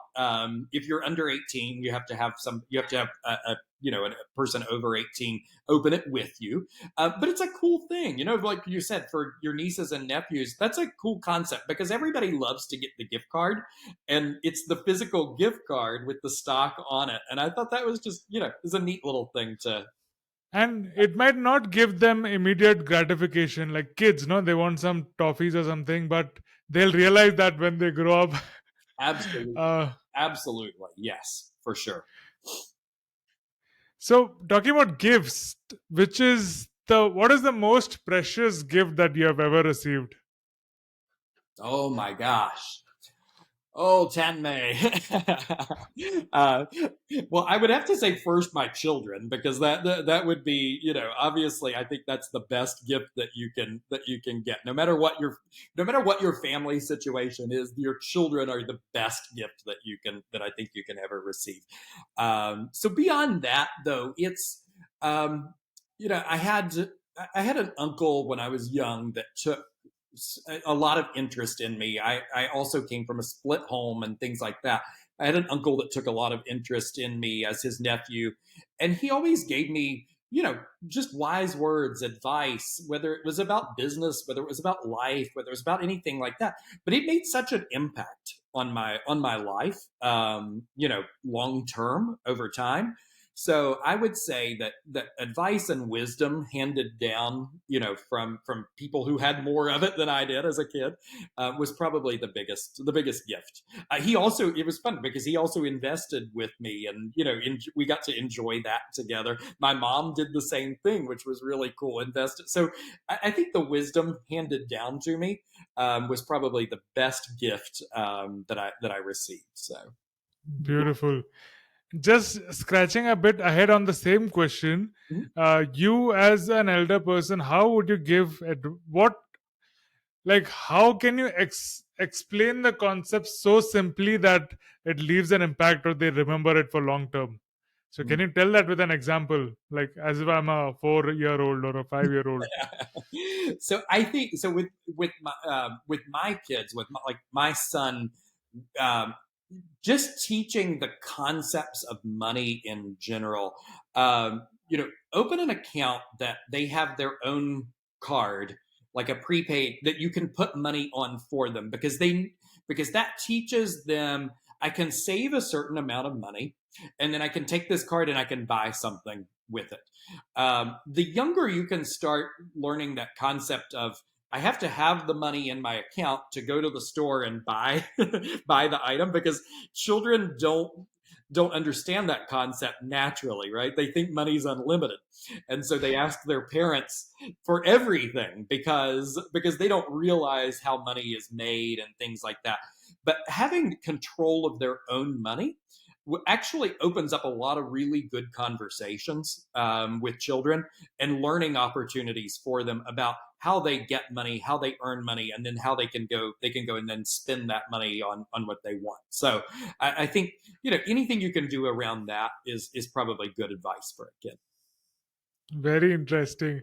That gets me some nostalgic memories. My dad used to send me, I was 6, 7 years old, Yeah. but he used to send me to banks. I couldn't even reach the counter, so I didn't know what's happening. But then he had opened a recurring deposit account so that you keep depositing something every month, and that becomes a fixed deposit and it gives you returns in the long term. So, yeah, filling that form, and those are my earliest memories of saving and investing, even if it's in a savings a bank account or Absolutely. recurring account precisely. So Absolutely. that's a brilliant idea. I should make a shots of this and put it as a separate video. Yes, you should. And you know what? Also, Tenma, you should do something with a picture of you standing at the bank counter, handing them money or something. That would be really cool. As a kid, where you couldn't reach the counter. Yeah, I'll use AI to do that. It'll be quicker. I learned early. That was good. That's good. That could be a t-shirt idea. Yes, So yeah, absolutely, let's go. absolutely. Um, ma- so to the next question: who are the three people, living or dead, that you would like to have lunch with? Warren Buffett would be one, right? So I think that would be Warren Buffett would be one. Oh gosh, that is such a hard question. You would be one, so you would be number two, Tanmay. I'd love to come and have lunch with you for sure. And I would say probably third, the president of the United States, whoever that is at the time that I'm having the lunch. So About the president, it should be, I mean, you don't have a specific president in mind, but whoever is president at that time. yes, yes, whoever's president at that time. So more about the Uh, position than the person. So So the second part of this question has a second part. What is one question that you would ask all these people? It may not be the same question for everybody, but individually, what questions would you ask them? One yeah. question. So should I ask Warren Buffett for a stock pick? Do you think that would be the question? No, no. I think I would for Warren Buffett. I would get. Oh my god. So I've never had so many technical issues like failures at the same time. It's like a multi-organ failure. It's something with me. I don't know what it is, but it's something with me. No, no. It's it's something got to do with 22nd February, I guess. Anyways, Yeah, um so yeah. yes, Warren Buffett. What was the question for Warren Buffett? Yeah, I think I would. At what point does he know that he wants to invest in a company? When he's researching, what point does he Ah, know that he wants to invest in that company? And then for you, Tanmay, advice on what's the next technological breakthrough coming from India, whether that's blockchain or whether that's something else. And then I think for the president of the United States, as arguably the most powerful world leader. What advice do you give your grandchildren? Because that's what I want to know. I say grandchildren because most of them are older. Most presidents are older, and their grandchildren are closer to my age than their children. And they're probably done giving advice to their kids. What advice do they hand down to the generations there? well, that's true in case of Joe Biden current, but it wouldn't have been true if it was Obama in office, That or is if true. That some. is.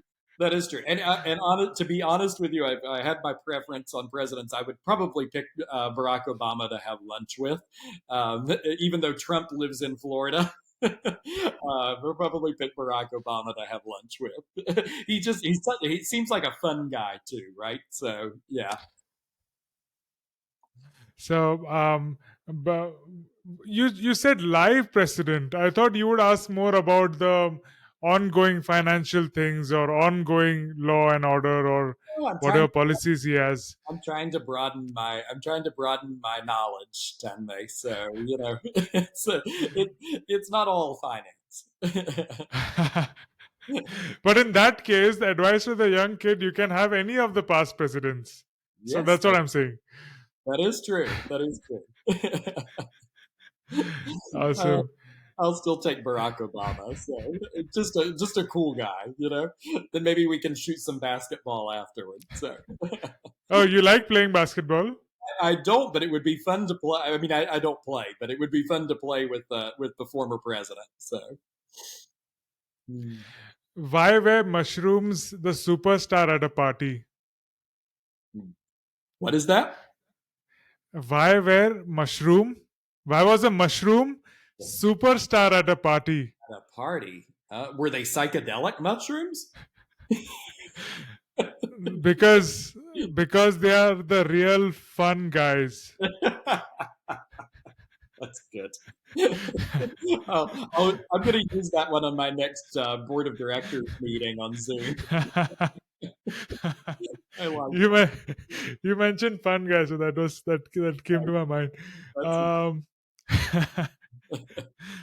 and and the question to Warren Buffett is really interesting, because they give his example about taking a lot of time to think and read and mhm, decide very slowly, and once the decision is taken, not change it for a long time. So he takes a year to analyze and take a decision, but once he does, he doesn't change it or something like that. So at what point he takes that decision is, wow, $1 billion question to ask. sure, for sure. I if somebody asked me the question, it would be a hard question to answer because there's not one particular financial piece that I see that makes me invest in that company. It's really a combination of everything, and it's almost a gut feel. It's almost an art, not a science, when it gets to that point. The science is in the numbers and things like that, but it's almost an art then. And to see if he has a specific point when he just knows, through intuition or through the numbers or whatever it is, that he just knows that he wants to invest in that company. It would be a really interesting. I'd really like to know what he would say. Awesome. Let's after the show, let's find out what Chat GPT has to say about it. uh, Right. Send this podcast to him, and maybe he'll answer us, Tim. Right? To Warren Buffett. Oh yeah, yes, yes, yes. I need to invite him to. That's Now we have had a junior Warren Buffett. We need to have a senior one now. So that's what I'll tell him. uh, And the question to me, yeah, don't worry. I'll keep you updated on the all the cool inventions happening here. Recently there was a like we India has got a, what do you say, uh, Indian version of Shark Tank. So I saw this person, bicycles, right? He created a motor for a bicycle which is chargeable, and in his presentation, he even burnt it on or with gas with petroleum. So it's so sturdy. Uh, I'll try to find a send link to that and send as well. Absolutely, absolutely. It's so fun. I love that show. I love Shark Tank in the U.S. and it's just it's so fun to see what people come up with, right? So, and some of the stuff you think, well, that would never, that doesn't interest me. It would never sell or whatever. And they sell millions of them. So, you never know. But it's a very fun show. Absolutely. I think Um, about the Twitter idea. We could do the Twitter space, and start having people pitch us. Absolutely. So that's on the bucket list now. That's right. We'll have to do some different kind of marketing for that. That's right. Shark Tank for Twitter. Absolutely. You seem like a fit person. How many pull-ups do you do? I pull myself out of bed in the morning, and I do That's what I do every day. I used to. Growing up, I was a skier. Then I became I tried mountain biking for a long time. Then I became a runner, and then my knees started hurting a little bit. So I just now it's walking up and down the stairs and whatever it is, I walk. I don't run, but yeah, no, I try to stay active. It doesn't. I don't have a particular fitness routine. I don't have lift a lot of weights or anything like that. But I try to stay active, and I think that's important for all of us. Oh, absolutely. It's not just for the physical health, but also for the mental health. That's the main reason I do, and I advocate working out for the Absolutely. endorphins. Absolutely. Sometimes you just have to get outdoors and be in nature and be with your own thoughts. And sometimes I'll just walk out of the house for 30 minutes or so and not take my phone with me because there's if I'm walking and I'm looking at my phone, I'm really not doing anything for my mental health so much. I might be helping my physical health some, but if I'm doing the same things when I'm walking that I'm doing sitting at a desk, I'm probably not doing as much for my mental health. So you got to get out and and hear nature. And Florida is a great place to do it because we can do it year round. Obviously you can in the snow too in other places, but I don't want to bundle up and be cold. so, but go for a walk on the beach, go for a walk in the neighborhood, just something to get out and hear some real sounds, God or universe created sounds, not these bells and whistles that we hear all day long. Talking about wildlife and Florida, we had Zach on the show, a marine biologist. So, guys, go check out that episode after this. He talked about wildlife in Florida. We talked about how whales have sex, how how the eggs of sharks look like, and a lot of trivia and fun facts about the ocean and wildlife there. So, very fun episode. Do check it out. A lot It, of I will check it out. It's truly unbelievable how much wildlife we have in Florida. Florida has 22 million people. We're a packed state, but we have tons of wildlife too. And you never know. We drive down one street. There's a peacock walking on the sidewalk, just like a person. There's just so many different things that are all over the place. It's really incredible. You might have an alligator in your backyard. You never know. you said 22 million, right? Yes. For Yes. a state. Yes. Yeah. Okay. You It's know, fourth largest state in the United or third largest state in the United States. the population of Mumbai itself is 20 million. One city. Yes. Yeah. I know. I know. Compared to India, the United States is so small in population. It's India and China. Just it's really incredible how many people are there. It's just unbelievable, unbelievable. And more than China, India has more density of population. Yes, So yeah, it's a complete different thing. Like that's what I say. I got a chance to go to London, and in the city center, it feels like home because of the crowd, a lot of people there. But a little you step away, and it's so remote and dead silence. I guess that's how the most of the city and most of the world is it that is. we are not used to here. It's definitely how Florida is. Florida is very highly concentrated in the cities, and then you drive 10 miles outside of the city, and it's nothing but swamps and grassland and alligators and snakes. So it's truly unbelievable. But yeah, that's the way most of the U.S. is. Talking about adventure and travel, what's on your bucket list next? Oh gosh, you know, getting involved in the NFT art market. I met a lot of really great people from Ukraine, really nice people. Really became friends with lots of them. I would love to visit Ukraine. I would love to go to Kiev. It's just the things that my friends from there have told me are just it's a place I have to see, you know. So hopefully one day we won't have this war going on and things like that. And I mean, I'm sure one day we won't. But that will be, you know, that's really where I want to go next. And then from there, you know, I want to do more in Asia. I want to do more in Latin America. And So also the Saint Petersburg of Russia. and also in St. Petersburg of Russia. Yes, the other St. Petersburg, which we're my city is named after. So it's really interesting. So the founder of St. Petersburg, Florida, was from St. Petersburg, Russia. So that's how it was named. But you know what's cool about it? So the people from York have named New York, Jersey to New Jersey. Glad that St. Petersburg person didn't name is at New St. Petersburg. Yes, exactly. That would be way too long, you know. That would be way too long. I mean, St. Petersburg is too long, so we've actually shortened it to St. Pete. So everybody just refers to it as St. Pete. So it's yeah, that would New St. Petersburg would be way too long. All right. So then you'll have to use just the initials, NSP, I guess, or whatever. That's Uh, Frank, what is your favorite movie? Oh, I have lots. I have lots of them, but the first one that comes to mind is Shawshank Redemption. I don't know if you ever. Oh, I love it. Yes, yes, phenomenal movie. Amazing actors.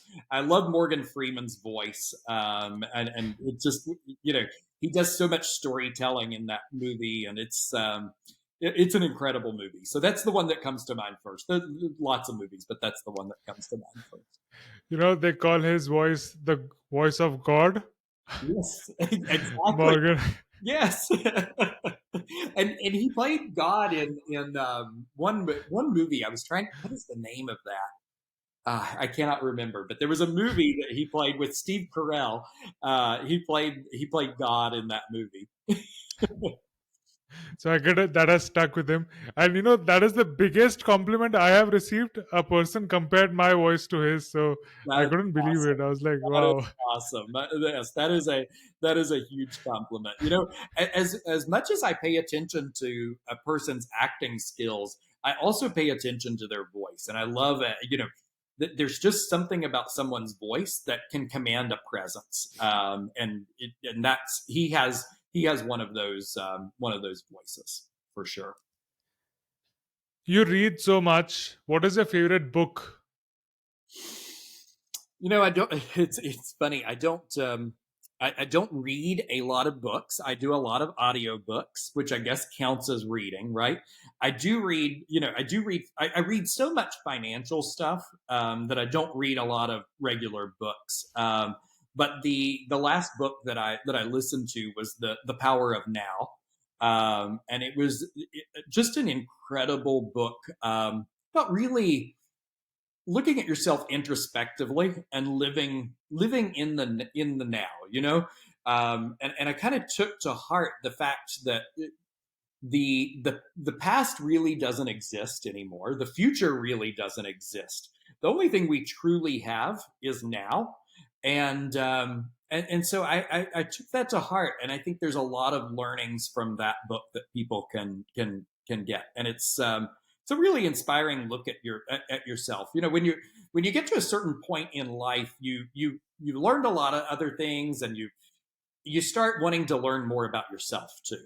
And so I think that's probably I'm getting a little bit to that point. I don't want to sound like an old person because I'm not old whatsoever, but I am getting to a little bit of a point where I want to learn more about myself as well as the world around me.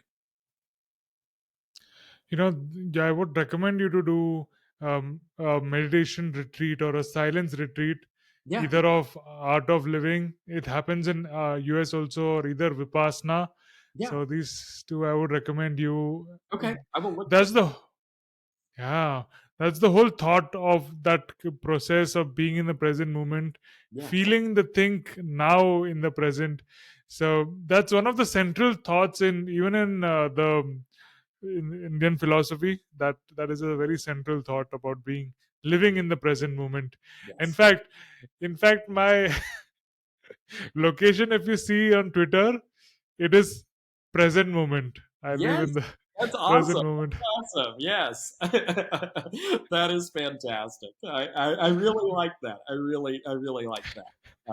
But yeah, that's the book that I last listened to, and I would recommend it. So I think we can all take a better look at ourselves and And listening is so good. You mentioned about listening to books. I also preferred that until I got my Kindle. But listening, that's what I do, Uh, while walking, I like to listen to the books instead of playing around and doing the office work. I at least like to use the time to listen to yes. books. All right. We talked a lot about value and what things do for other things. What does art do for the society? What value does art provide?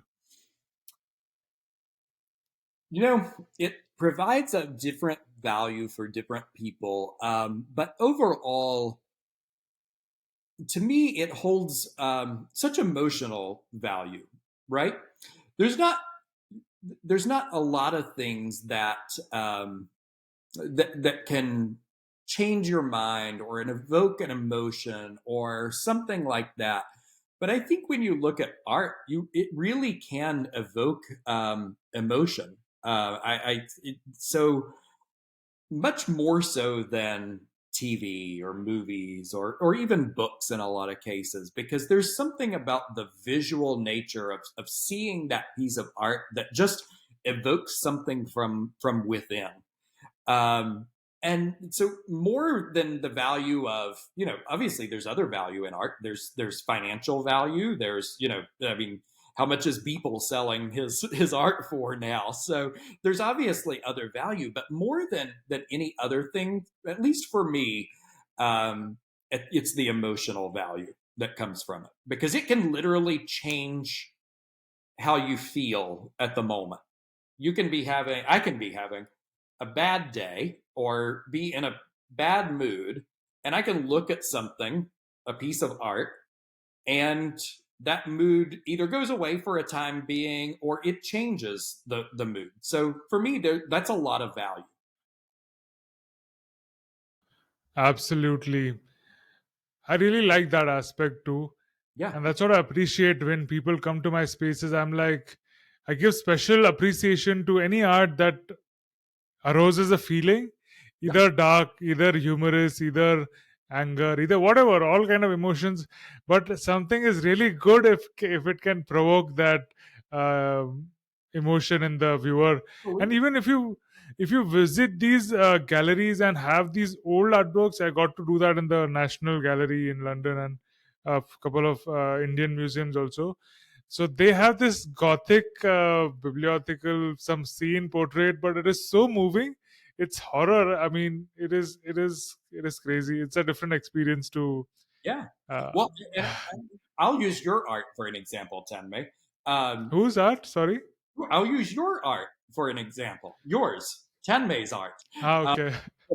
you know, I could I could be having a lousy day, be in a bad mood, and not feel like laughing at anything.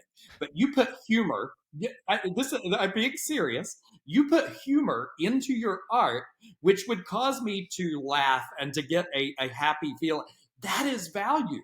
Yeah, I mean that is value. If you make someone's emotion change like that, that's value. Thank you. That makes my day. I'll note it down as a compliment. uh, It's a true compliment. I mean it.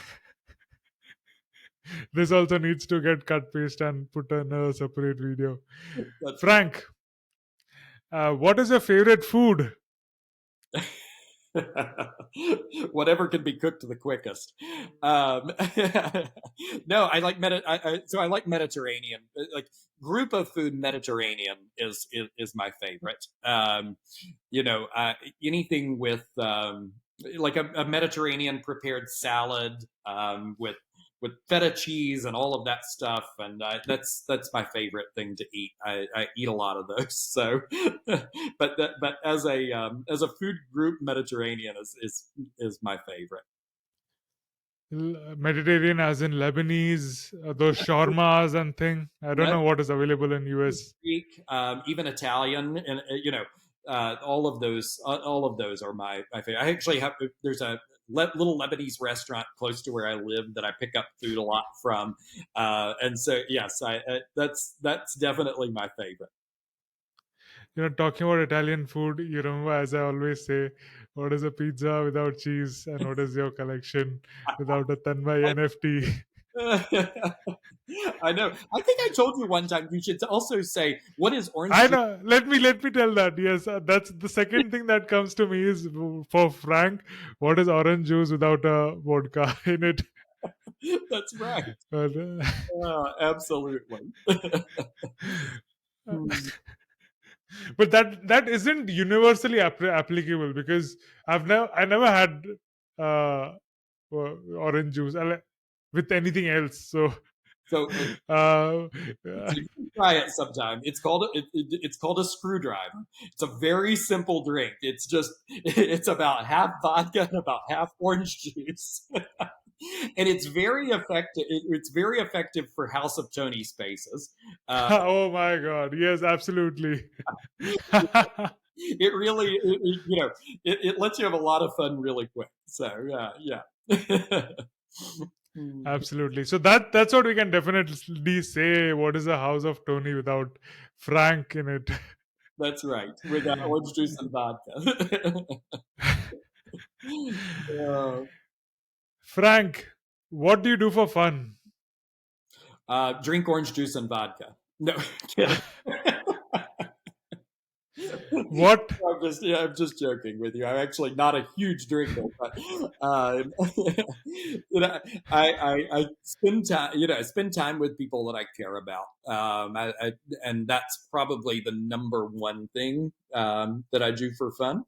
But I like to go, I like to go for walks. I like to do things like that as well.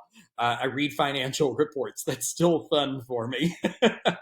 And I look at, I honestly, I'll be honest. I look at art. I look at NFT art. That's fun. So there's lots of things that I do for fun. But I think the number one thing is spending time with friends and family and things like that. So Absolutely. Uh, it cannot be a more amazing fun than finding fun in the work that you do. I mean, yes, that's a goal for many of the people, absolutely, and I wish everybody viewers reach that very soon, if not yet already. absolutely. So, what do you get? What makes you excited about the future? You know, what makes me most excited is the the global nature of things like blockchain technology and things like that, where it brings us together multiple cultures. I alluded to it earlier. Multiple cultures, multiple backgrounds, different perspectives, things like that. It has introduced me to so many people around the world, whether it's from India, whether it's from Russia, whether it's from Ukraine, from Europe, from I mean, all Latin America, all of these places. I think the more that we do to break down the barriers, governments. So I will say this: most governments live in fear, and are in some way limiting or putting up walls around themselves. Not all governments, but something like blockchain technology and things like that break down those walls, where we really experience each other in a different way. So it's not just about cross border transactions, it's about cross border community and talking and sharing of ideas. Those transactions are not just money, the sharing of ideas and things like that. That probably excites me for the world more than anything. Because we all have so many different backgrounds. And the more we can bring those together, I think the better off we're going to be in the future. Wow. So putting it in a word, in a sentence, with blockchain, we are one step closer to one world, one nation. Yeah, Um, yeah. It's very true. I mean, and the mixing of cultures and backgrounds is really exciting. We have a term in Sanskrit for that. It's called Vasudhaiva Kutumbakam, means the whole world is my family. Yes. Exactly. Yep. All right. Thank you so much. We are coming to the 2 hour mark, probably more, because of the stops that we had. So, Frank, what are your parting words for the audience? It was so nice to have you today, finally, and glad you gave us uh, 2 hours of your precious time throughout so Uh, many things you do. It's Tanmay. It's my pleasure. Honestly, it's an honor. It really is. But just my parting words would be: just go out and do the things that you enjoy. Like you said, Tanmay, if you can enjoy your work, that's far better. If you're in something that you don't enjoy, find what you do enjoy and pursue that, because that is what will make you gratified in life. So I think that would be my parting words for your audience there. and Thank drink, you so much. drink some vodka and orange juice, right? Let's try the vodka and orange juice. It goes really good together. I would defer to that. Teetotaler, try to find ways to get high naturally without substance. That's But yes, you're free to try. Free right. to try a recommendation if you want to ever try. Yeah. So thank you so much once again. We had a great time, and thank you so much to all of you listeners. We are open for sponsorship. If you want to support the show, you can collect a Rocklaz NFT. You can become a patron. If you want some dope kick-ass art or artwork with humor, as Frank says, you can check out my NFT collection, and there are many places for you to get. You can visit my virtual galleries. I've started creating a 3D uh, gallery. I mean, gallery for 3D objects artwork. So you can check that out and join my space. We have every Saturday we have a space. We'll keep, if you want to get notified about those spaces, you can also sign up for a newsletter. That's the new thing I've started from past week. I'll send you the links to upcoming shows and upcoming drops and exhibitions. Yeah, exhibition. Frank, even for you, who's if you see some artist, or if you yourself are an artist listening to this, do participate in Beijing exhibition that is happening. My It's on my pin tweet. I'll also put in here. Submit your most colorful artwork. It's all about colors this time. It's dedicated to the Festival of Colors, Holi in India, on which it is going to be displayed on. So yeah, drop in most colorful artwork, and many things, many more things are happening along with it to the top selected artists. So do check it out. And thank you once again. I hope you enjoyed. And if you have any more recommendation for guest or somebody next you would like to hear from, do drop that in the comments as well. Cheers.